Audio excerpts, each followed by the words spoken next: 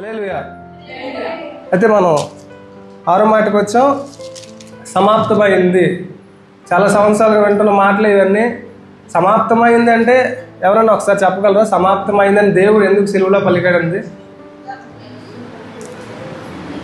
చెప్పండి. అయితే మనం స్పిరిచువల్గా ఈ మాటలు ఆలోచిస్తే దేవుడు ఆ మాట ఎందుకు పలికాడంటే దేవుడు పనిని కంప్లీట్ చేసి సమాప్తమైందని మనకు తెలుసు.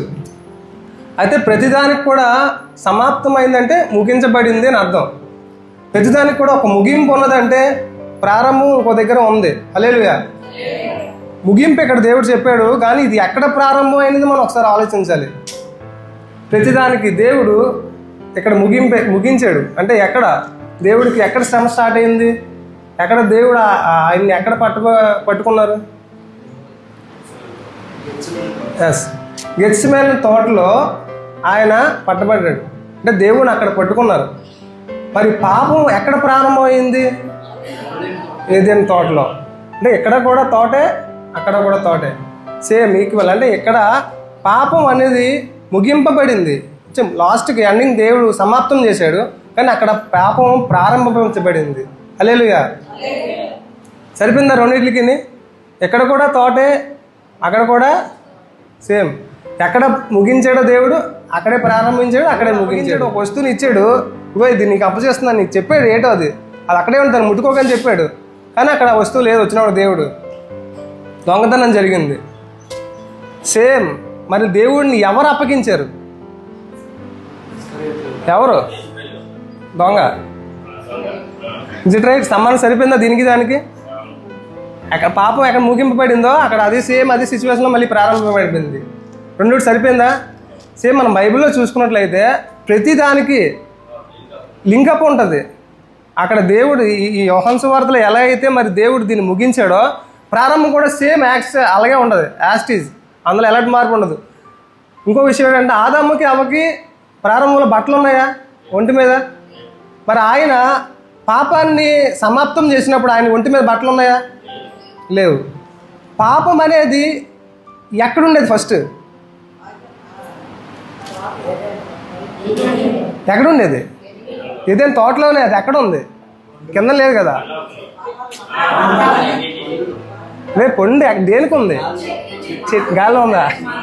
చెట్టుకుంది. చెట్టుకుందా పాపం? మరి ఈయన చెట్టుకుంది. ఓకేనా? అందరికి అర్థమైందా? చెట్టుకి పాపం ఉంది, దేవుడు చెప్పింది చెట్టుకే ఉంది. అయితే మరి ఈయన సిలువ అంటే ఏంటి? మ్రాను. అంటే మనం ఇప్పుడు ఫోటోల్లో చూసినట్లుగా లేదంటే వీడియోలో చూసినట్లుగా పాలిష్ చేసి నీట్గా ఉన్న సిలువ అన్నది ఒక దొక్క. మామూలుగా కొట్టేసి ఉంటుంది కదా దొక్క, మ్రాను. అదే సిలువ అంటే మనకి అసలు మైండ్లో స్ట్రైక్ అవ్వదు. సిలువ అనగానే వాల్పేపర్లో కనబడుతుంది నీట్గా రెడ్ కలర్ వేసి పెయింట్ లేదా పాలిష్ పెట్టేసి నీట్గా వెయిట్లెస్ చెక్క. అలా ఉండదు. ఒక మ్రాను బరువుతో ఉంటుంది కదా, అలాంటిది చెక్కి చెక్కలేని మ్రాను ఉంటుంది.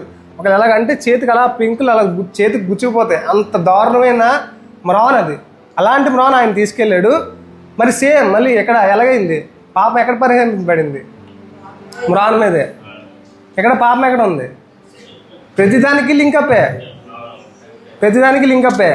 అయితే ఇప్పుడు మనం ఇవన్నీ ఎందుకు చెప్తున్నారంటే బైబిల్లో చాలా విషయాలు అంటే చాలా మర్మాలు ఉంటాయి, మనకు తెలీదు ప్రతిదీ. ఇప్పుడు కూడా నేను లాస్ట్ టైం కూడా ఈ మాట చెప్పాను, మరలా ఈ మాట చెప్తున్నాను. ఎందుకంటే మనకి చాలా విషయాలు తెలియదు బైబిల్లో.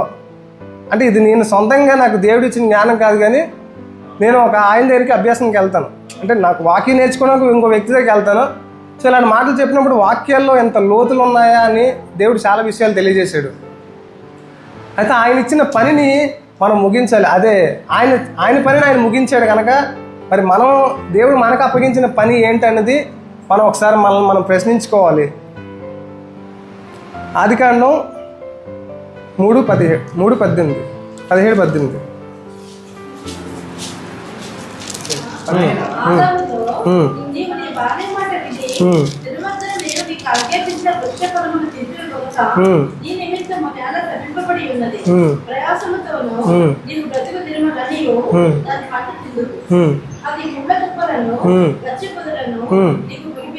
చాలక్క.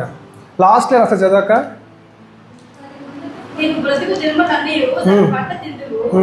అది ముళ్ళ తుప్పలను గచ్చ పొదలను నీకు మొలిపించును. హల్లెలూయా. అయితే ఒక పాయింట్ చెప్తాను, లాస్ట్ ఇంకా 2 minutes చెప్తాను ఏనండి. అప్పుడు దాకా భూమి మీద ముళ్ళు లేవు, గచ్చ పొదలు లేవు. అవి దేని కొరకు సృష్టింపబడ్డాయి అంటే కేవలం మనిషి కష్టాన్ని అనుభవించడానికి మాత్రమే ఆ ముళ్ళు సృష్టింపబడ్డాయి.